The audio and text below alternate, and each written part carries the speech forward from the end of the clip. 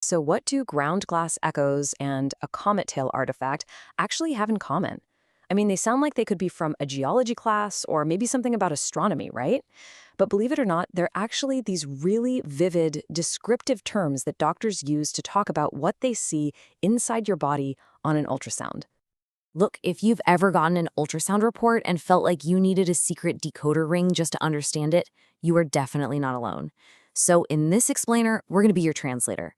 We're going to turn that complex, kind of confusing language of sonography into clear, simple concepts, and we'll do it by really focusing in on the key definitions that bring these incredible images to life. You see, at its heart, an ultrasound report is really a story. It uses a very specific vocabulary to paint a picture with words. It's describing all the shapes, the textures, and the characteristics of what the sound waves are showing inside you. And our goal today? It's to learn that vocabulary. All right, here's our game plan. We're going to take a little tour through the body, check out some common findings in different areas, and we're going to break down exactly what those technical sounding descriptions actually mean. Okay, let's dive right in. So, we're going to start things off in the pelvic region. This is an area where ultrasound is used all the time to look at things like cysts, fallopian tubes, and other tissues. And the descriptions you find here can be wonderfully specific. Let's kick things off with a fantastic example. A report might describe something as an endometrioma.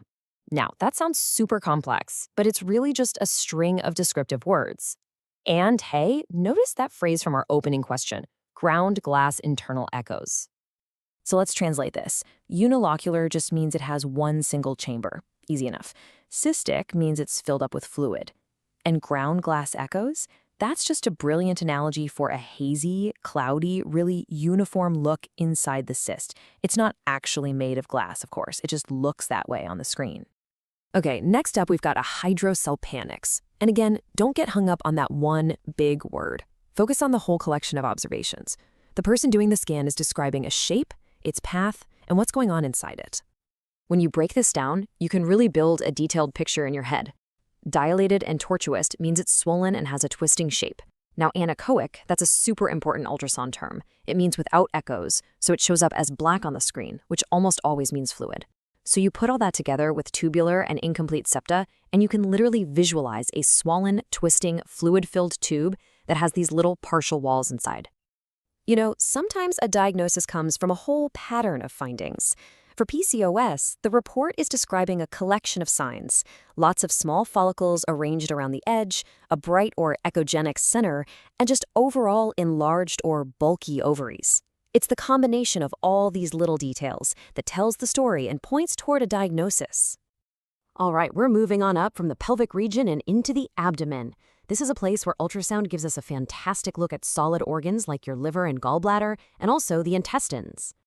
Now, here's a great example of a common challenge. The report might say an echogenic lesion, which just means a bright spot, that is not casting a posterior acoustic shadow. Well, that description could fit either soft gallstones or a tiny little growth called a polyp. And this is exactly why you'll often see suggestions for follow-up scans or other kinds of tests. It's like a little medical puzzle. Radiologists love a good acronym, and the WES sign is an absolute classic. It stands for wall, echo, shadow, and it describes a very, very specific visual pattern. You see the gallbladder wall, then a bright echo from stones that are packed inside, and then a dark shadow right behind them. Seeing that specific pattern is a really strong sign that the gallbladder is just full of stones. Sometimes the description is just incredibly intuitive. Intussusception is when one part of the bowel literally slides into another part, kind of like one of those old-fashioned collapsible telescopes. And on an ultrasound, this creates this really distinctive pattern of concentric rings that looks just like a bullseye, which, you guessed it, is why they call it the target sign. And when they're looking for something like appendicitis, the report uses words that are all about inflammation. A thickened and edematous wall is just a technical way of saying the wall of the appendix is swollen. And seeing adjacent free fluid is another big clue that there's some kind of inflammatory process happening right in that area. Now, while we often think of ultrasound for things like pregnancies or issues in the abdomen, it's actually used for so much more. It's being used more and more to look at the lungs, at blood vessels, and all sorts of other parts of the body, especially in emergency situations. And here we have it, the other term from our very first question, the comet tail. B lines aren't a real thing. They're an artifact. It's a visual effect. They look like these bright vertical beams that are just shining down from the edge of the lung. Seeing them can be a sign of fluid inside the lung tissue itself. A much more straightforward finding is something called a pleural effusion. The report will just describe free fluid in the pleural space, which is the area around the lungs. It might also mention the consequence. That fluid can actually press on the lung and cause it to partially or passively collapse. We've kind of touched on this already, but it is such a crucial point to understand whenever you're reading a medical report. Ultrasound is an incredibly powerful tool, but it's not always just a simple black and white answer. So you will often see a question mark in a report, right? Something like question mark lipoma, suggesting a fatty tumor, or maybe question mark membranous VSD, suggesting a certain type of hole in the heart. So what does that question mark really mean? That question mark is one of the most important things to get your head around. It signals what's called a differential diagnosis. It's the leading possibility based on the visual evidence. It means the ultrasound suggests a certain condition, but that it might need to be confirmed by looking at your symptoms, doing other tests, or maybe a follow-up scan. So think of the ultrasound as a powerful clue, but it's often just one piece of a much larger diagnostic puzzle. Okay, so let's wrap all this up. The key thing to take away from all this is that an ultrasound report isn't just a bunch of jargon. It's a descriptive story. Words like anechoic for black areas, echogenic for bright spots, and these cool visual analogies like ground glass or comet tail.